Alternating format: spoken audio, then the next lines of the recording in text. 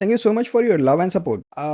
Struggling to practice Argo CD and jumping between different windows for docs, YAML, and commands. No more chaos. I have created a focused, hands-on Killercoda scenario just for you. This scenario is designed for anyone learning Argo CD installation, whether you are preparing for CKA, CKS, or just starting out in GitOps. Everything is PRNG, CRD, Helm, sample apps, so that you can focus on learning, not setting things up. So this is the beginning. So you find a little less information available here, but as on the go we'll update and you will have more scenarios. So just open that Killercoda and Argo CD, search Argo CD Killercoda. You will go and you will find that NeoKloud Argo CD lab is there. You just click that lab and you will find a straightforward method to install Argo CD. So just click it. It's simple.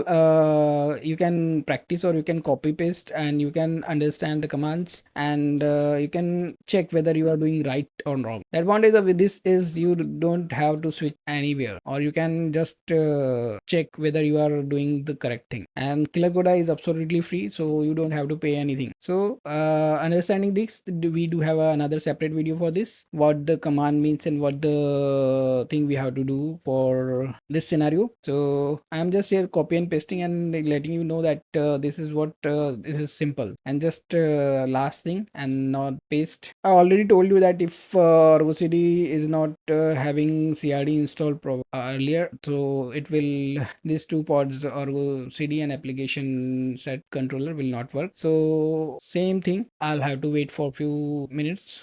So this will also start, and we'll have one more try. I'll just put W so that it will start. Oh great, everything works according to. So these two pods will not work, this application set and this server. So completely expected. So thank you so much for your love and support, and please suggest if you find anything need to improve, as feedback we and you both can learn. Thank you so much for your love and support once again. Stay tuned.